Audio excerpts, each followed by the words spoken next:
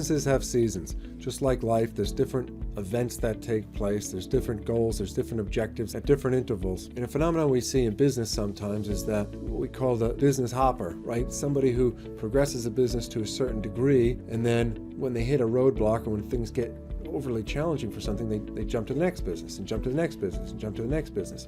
And to some extent, they ultimately hit the similar choke point with every single business before pivoting to the next, because there's this initial, I don't want to say euphoria or interest in a business, but there's this idea that you're getting through a lot of the easy low-hanging fruit before you hit a certain point. And some people have been very successful in doing that and then selling all of these businesses, but what we've found is the people that have been really, really successful have done very much the normal hardworking things for a business, but for an abnormal period of time and commitment in getting through all of these hurdles, because business, much like life, is not linear in its path upward. It's kind of leaps and then plateaus, followed by further leaps and plateaus thereafter.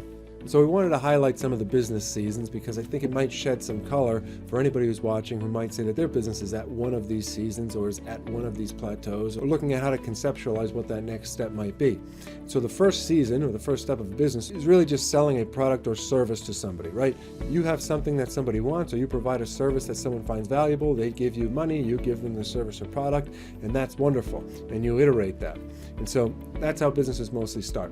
The second season is further iteration, or let's call it accelerated iteration. Wow, you can provide this service or provide this good, so let's do it more and more and more and more and more. Sometimes where people hit their first wall is they say, I just have no more time in a day. I have no ability to make sure all of this stuff is happening the way that it should.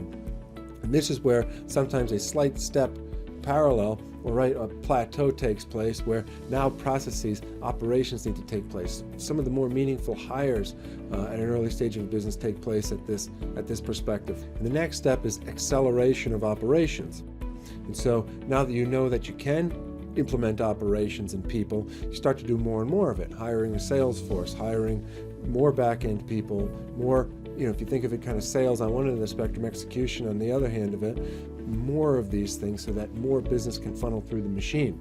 And so the next season then is, once you have this core niched business that is throwing off lots of cash, well, now adjacencies can be explored. So if you're selling hot dogs, can you sell cheeseburgers? If you're selling pizza, can you sell ice cream? Whatever it might be, right? And in every business that takes different shapes, but sometimes we see the problem being that businesses try to do too many things too quickly because they didn't really perfect the main thing that the business did. And so the saying is, keep the main thing, and until a certain juncture of a business, it's important to do that. If you provide one service exceptionally well, but 4 other services mediocre, don't worry about the 4 other things. Focus on the one thing that you do excellent and do as much of it as you possibly can before you start moving into adjacencies. Until that piece of the business is almost on autopilot, then it doesn't behoove you to start splitting up attention, because having 5 lines within a business of only which one you really have an expertise in, it's the same thing as owning 5 different businesses. It would be much easier to just be the superior expert at the first thing.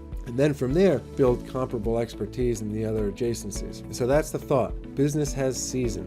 You start selling something to somebody, you start accelerating that, you then implement operations and people, you then accelerate that, and then you move into adjacencies. But by building a bedrock of a foundation for a business, you've created a situation that's highly durable, highly profitable at that point, which allows you to then explore other avenues and adjacencies with a lot of leverage, both from a perspective of knowing what you're doing, from an operational and people perspective, as well as from a capital perspective.